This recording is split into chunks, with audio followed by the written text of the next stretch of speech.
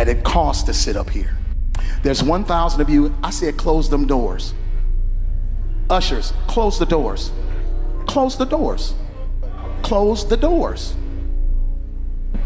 We all gonna leave together. Y'all ain't going no place but to the restaurant. There's 1,000 of you tonight, and those that are watching, it's 1,000 that's watching online. This is a small seed. If I get 1,000 online to give this, if I get 1,000 in the sanctuary to give this, that's $40,000 tonight. Y'all, the saints and ain'ts are saying that Marvin Sapp is trading in his choir robe for an orange jumpsuit. Y'all, baby, the feds are allegedly on his neck for fraud. And if that's not bad enough, the IRS might be looking for him too. Y'all, I bet he's regretting holding that church hostage last week. Well, Marvin went viral after demanding his congregation to cough up $40,000 on the spot. And that little stunt got the feds' attention, and now word on the streets is that he may have some shady dealings behind the scenes. So was Uncle Marv out here pocketing church funds? And what's this talk about tax evasion? Y'all, the tea is holy and hot, so let's get into it. Y'all, gospel singer Marvin Sapp just went viral, and not for a new hit song, but for what folks are calling a full-blown church shakedown. Marvin, best known for classics like Never Would Have Made It and Best in Me, was caught on video on the 2024 PAW convention in Baltimore, instructing ushers to shut the doors, literally locking folks in a church service during service. And why? Well, because he wasn't letting anybody leave until they coughed up that $40,000. Once that video hit the internet, social media had a field day dragging Marvin in the church for what looked like a holy hostage situation. But wait, y'all, it got worse, because Marvin didn't just stop at locking the doors. No, he laid out a price list for freedom. He told the congregation that as long as each person gave $20, the ushers would finally open the doors and folks could walk out. Y'all, this wasn't just for 50 or 100 people either. There were literally 2,000 peoples in there, both in person and online. That means Marvin was not letting up until they hit that solid $40,000. And this is what God is saying for at least 1,000 of you in the building. And this is simple. I'm not going to challenge you the way Bishop did, but I know that there's 1,000 individuals under the sound of my voice that can do what I'm about to challenge you all to do. This is simple. 1,000 people giving what I'm about to challenge will be $20,000.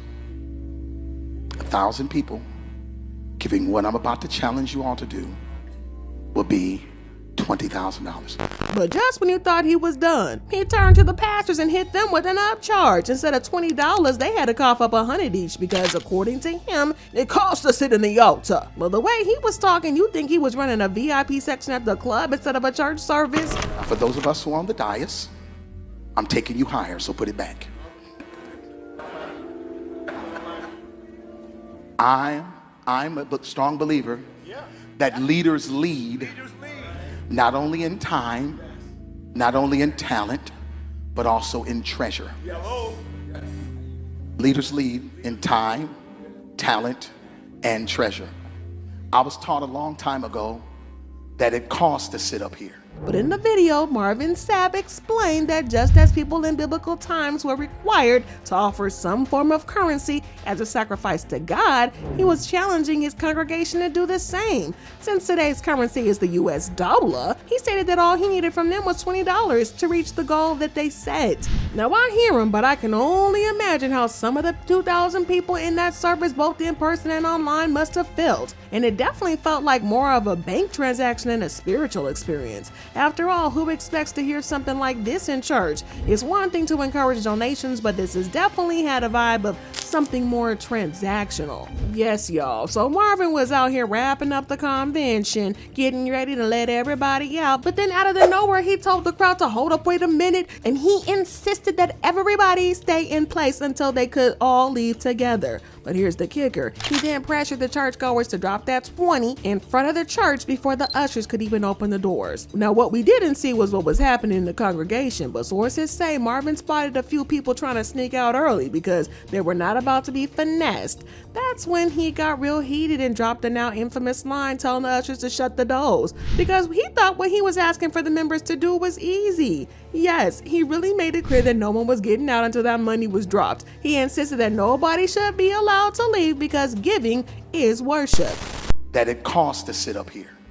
There's 1,000 of you. I said close them doors. Ushers, close the doors. Close the doors. Close the doors. We all gonna leave together. Y'all ain't going no place but to the restaurant. There's 1,000 of you tonight, and those that are watching, it's 1,000 that's watching online. This is a small seed. If I get 1,000 online to give this, if I get 1,000 in the sanctuary to give this, that's $40,000 tonight. But if you thought that Marvin Sapp was wild, wait till you hear what went down next. Another preacher at the same event took the whole hustling thing to a new level. Before Sapp even took the stage, this bishop started straight up auctioning off God's blessings to the congregation. He told that crowd that 12 people needed to cough up $800 each for new beginnings. And then 25 more people were called out to give $500 to get closure. Y'all, according to the bishop, God told him these people needed that closure, but of course, they had to Venmo first. Yes, y'all, you heard me right. Venmo. Talk about turning the church into a business. Here's what God told me. He said, there is a new beginning for some folks. So I wrote my check for $800. And the Lord told me, challenge 12 people to bring $800. Any of you on the floor, you want to come, I want you to put it in my hand. I'm at 5, I need 7 more. Here's one down here, Bishop Martin. So I need 4 more. So tonight when I began to ask the Lord, he said, tell the folks that want some closure on some situations, when they write their checks and when they give tonight, write closure. And he said, the same closure that I gave you, I'm going to give to them. There are 25 of you that will bring a check for $500 tonight. You just can't convince me that these preachers didn't have some kind of quota that they had to hit. Because trust me, Marvin Sapp wasn't the only one pulling the ultimate shakedown. After that video started making its rounds, people went absolutely crazy all over the internet. And the reactions were split and wild. A lot of folks were saying Marvin Sapp was just masking greed with a little bit of worship sprinkled in. And they claimed he was using this position to hold people hostage in church, trapping them there under the guise of spirituality, all while asking for some money.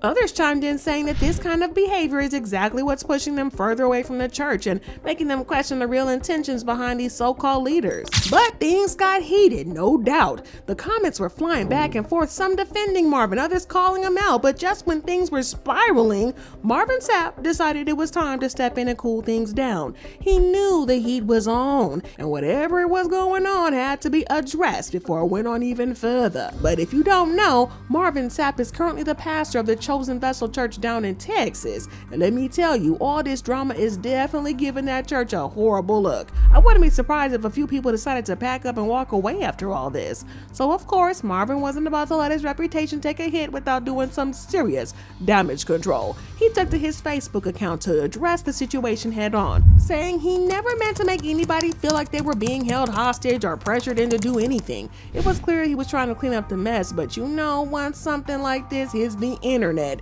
it's hard to undo the damage. He wrote, recently a clip has gone viral of me challenging 2,000 individuals, virtually and in person, to plant a seed of $20 during an international gathering held at a convention center with over 4,000 people in attendance that evening, plus virtual viewers. In that same moment, I also challenged leadership to lead by example by sowing $100. That evening, I personally gave much more. Some have taken issue with the particular moment when I instructed the ushers rather firmly to close the doors during the offering. To those unfamiliar with the church context or who may not regularly attend worship gatherings, this has been misinterpreted as holding people hostage as well as offensive This was never my intent.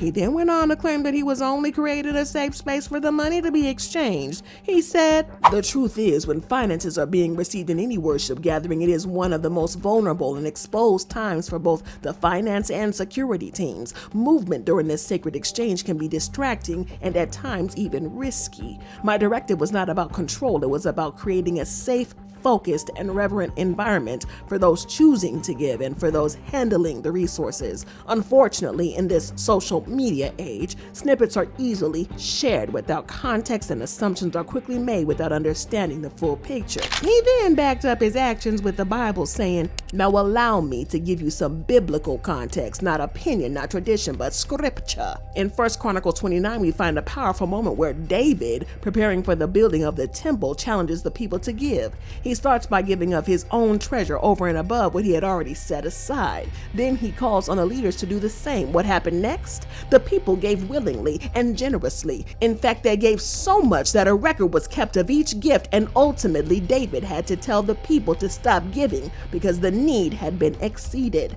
So when someone challenges people to give a specific amount, it is not unbiblical. It is not manipulation. It is in order. It is consistent with scripture. So yes, you saw a moment, but I invite you to understand the movement behind it. But y'all, it didn't matter how reasonable Marvin Sapp's explanation seemed to be. People on the internet were not having none of it. They went at him hard with no mercy. Some even told him straight up to stop disgracing the church and using God's name to scam people. The backlash was so intense and no amount of damage control was going to change the fact that the video had already sparked a firestorm. It's one thing to try to explain yourself, but when the internet's already done its thing, the heat's hard to escape. Well, the drama was not over yet because Marvin is now crying out saying he's been getting threats from people, claiming that they want to unalive him. When he was on the Ricky Smiley morning show, he said that the video surfacing has affected his life and his children. What has happened is people have taken clickbait and made something out of it that it isn't. And because of that, my church has been getting phone calls. People have called my church and cussed me out. My staff are afraid because I've received death threats over $20 and shut the door. People have come to our campus. They have come to my church to try to cause problems, issues, challenges. However, the streets are now saying that this is a big fat lie, and the reason he's claiming death threats is that he's under threat of being investigated for fraud and tax evasion. Clock T, y'all, because allegedly the IRS is looking into Marvin Sapp for some kind of fraud. Reportedly, some members of the church said that the money he raised at the conference wasn't exactly for the church, but for him, all allegedly. According to the reports, when the reports of him keeping the money for himself started to go viral, it allegedly triggered an investigation by the IRS, and word in the streets is that the IRS did some digging into him, and they reportedly found something shady that didn't add up. And now I need y'all to weigh in on this conversation because it's getting heated. Honestly, I feel like this whole thing is a mix of both context and truth. And I mean, it doesn't matter how much Marvin Sapp tries to spin it or how much money the church needed. He definitely ordered those ushers to shut the doors pretty aggressively. Plus, he told church members that they could leave, but only after dropping $20 at the front. So, was he justified in what he did? And what about him backing up his actions with the Bible? Does this sit right with you? Because honestly, some people are saying it feels a little weird. Is he taking those verses out of context to justify his actions? Or is he just doing what he believes is right? I gotta know what y'all think about this, so leave me in the comments down below. And when you're done, don't forget to check out this next video.